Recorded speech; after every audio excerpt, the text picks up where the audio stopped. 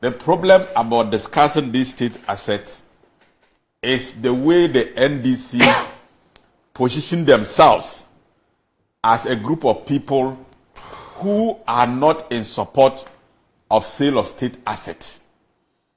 I have said before that for me, the position of the TUC itself and the workers of Ghana in protecting assets in which they have interest has been consistent, whether under an NPP government or under an NDC government. And it is, they are right, because if you have interest in an investment and you feel that that investment is being handled in a way that does not inure to your benefit, you have to protest.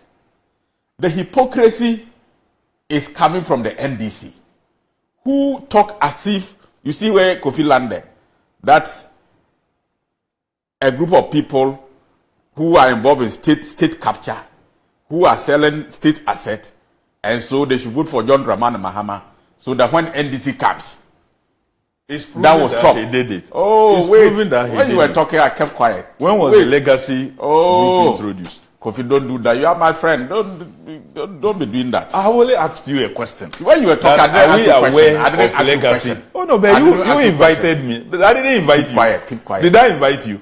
Keep quiet. Don't be troublesome. I know you are a rolling string, but so you relax. What does that mean? Well, you see, Randy, you are inviting me. When you invite me and I come in, you tell me the history of Ghana from 92 or even before 92. These people have sold more state assets than any government. Their record is so bad and reckless.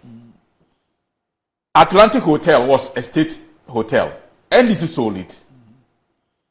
Meridian Hotel, they sold it.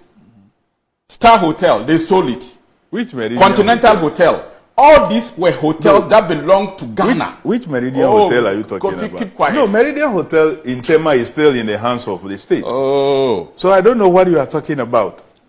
The Meridian Hotel in Tema is still in the hands of the state. Don't do that. No, I'm only correcting you. You are not correct. You are not. You should differentiate divestiture implementation committee work and what you are doing, Randy. Now. So differentiate the two. What I am saying is that when it comes to the selling of state assets, the NDC has the worst record in Ghana. Okay. Where is that? Gassen Cement, which is a strategic state venture, was sold to the Norwegians by the NDC. Gassen that we are struggling with today. So that's why you are selling the rest. Master, I'm just telling your record. So you don't. So you are selling the rest. You don't sit here. We are not selling. Even you don't sit here. You don't sit here and make a claim that we are not working. The MPP government is not working in the interest of the state, and therefore you should be voted for. You should be voted for to work in the interest of the state. Are you selling Labadi? You are the worst party that has been involved in the sale of state assets than any government in the history of Ghana. And I'm telling you, this same Senate had 90% shares in Merchant Bank.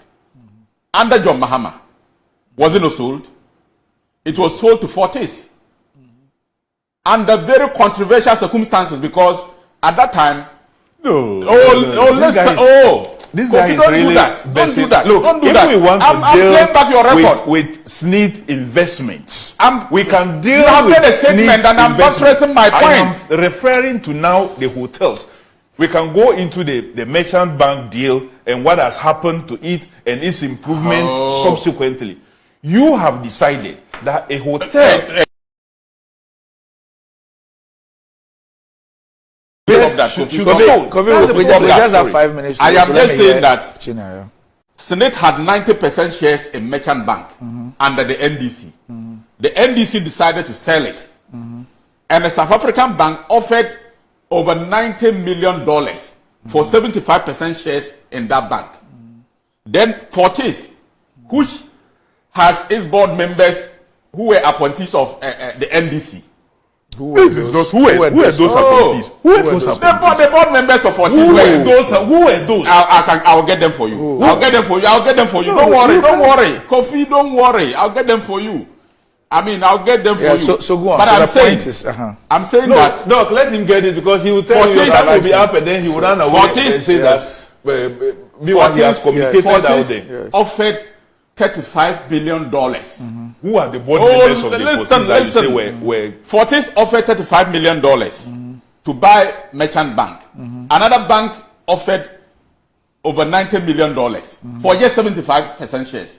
And Fortis offered $35 million for 90% shares. And John Mahama's government sold the bank to Fortis at $35 million I think against $90 million. To deal with this issue because he's you have nothing to deal with. You have nothing to deal with. Falsehood. You have nothing to deal with. I've sent him a message that he doesn't know. He's just reciting it. Kofi, it doesn't work that way because you are not looking at phones. You are asking me to get you the names of some people, and I'm trying to get them for you. But I'm telling you that state asset, John Mahama sold more state assets than this government. Even the bungalow he lived in as vice president, when he was living, he wrote for that bungalow to be given to him. He bought state lands. Who bought state lands? Who bought state lands? Look, I beg. And you ask hold on, I'm asking a question. Now, Chinnia, who bought state lands? Officers of the NDC. Officers of the NDC. They bought a lot of, including former President Mahama. He bought state land. Yes. Where? Oh, check. You get it. Where? All of them. Where? Let me continue. I don't know why you. Chinnia.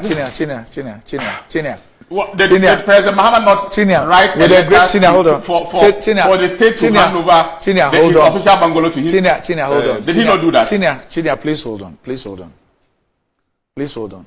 On the issue of that official residence, we all know the facts. Why are we twisting it? We are nobody's twisting it. Randy. Please. In fact, let me. You said time is over. Let me make my point. Chinnia, please. Let us respect our audience.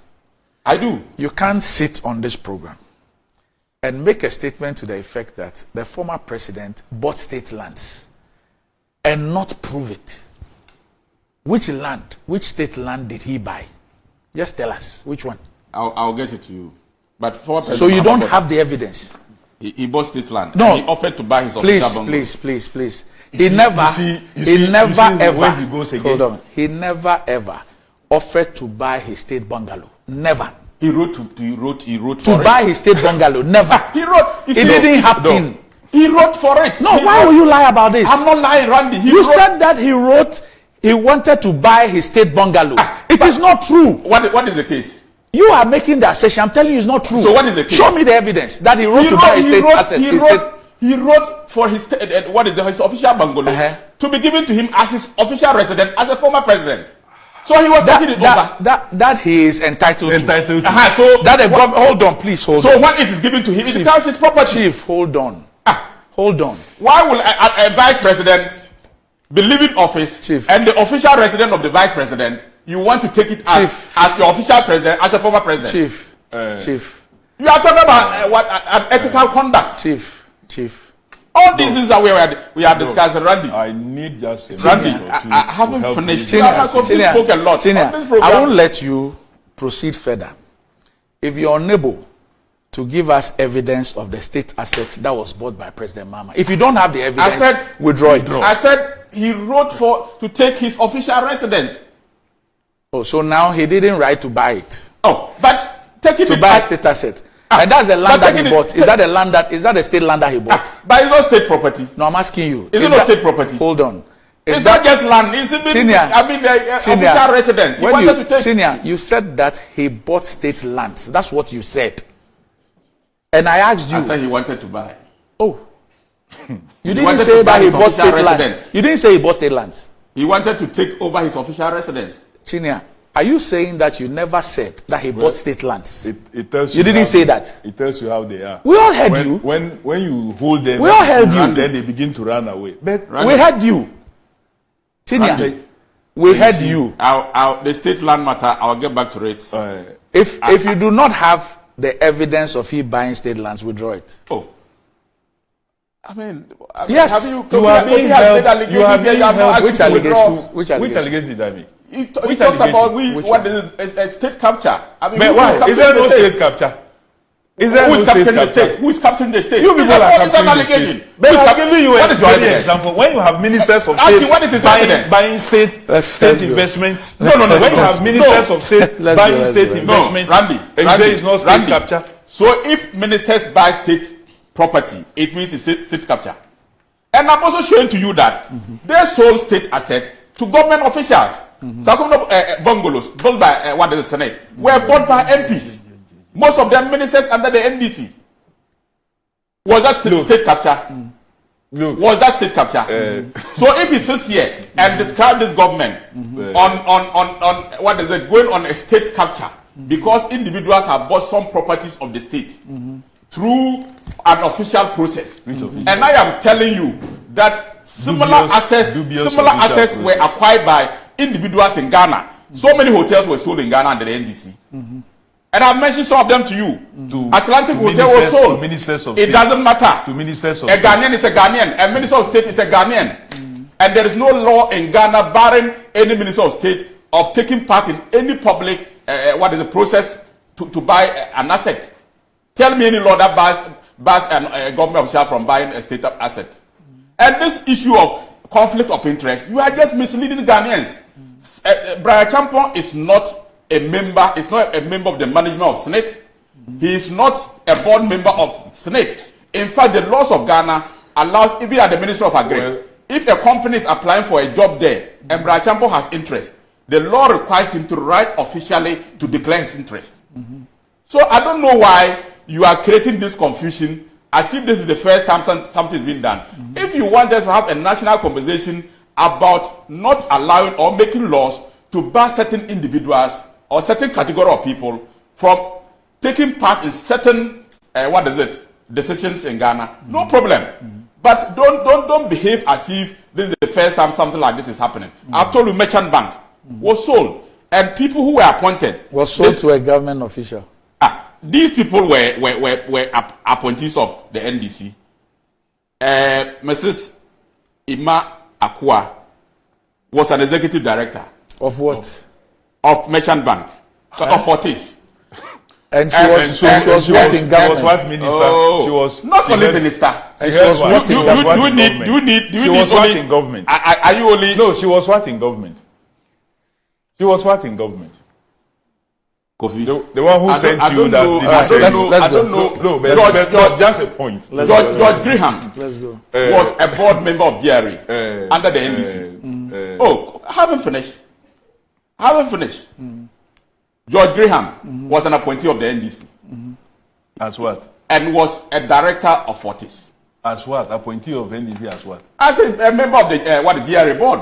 GRA board. GRA board. You know there are institutional representations and what have you. Did you know he was appointed by the NDC government. You see the problem. He was appointed by the NDC government. Looking for straws to hang on. No. In a situation where they know that they have committed you don't come and sit here. John Mahama has made it very clear.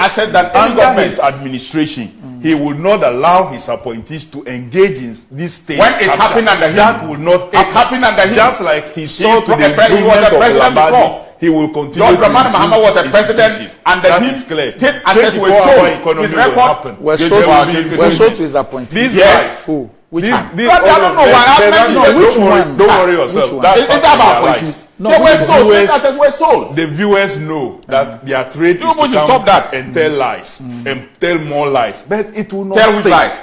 The John Mahama that we know will survive. You couldn't even operate. John Mahama couldn't operate 8-hour economy. What you don't even understand. When Mahama was president, 8 hours economy, he couldn't operate to defend he corruption. Couldn't manage electricity for people to operate 8 hours. Defend corruption. So this is what you are noted for. You have come here this morning only to defend corruption and state capture. That is what you Mahama do. Is the and most Ghanaians corrupt. are seeing Mahama is the most corrupt. He and officials are very corrupt. Who you are doing. He himself has been labeled as corruption. So we know those who are so corrupt, who even go for people's rights to distribute as Ramadan and Salah rights. We have to go.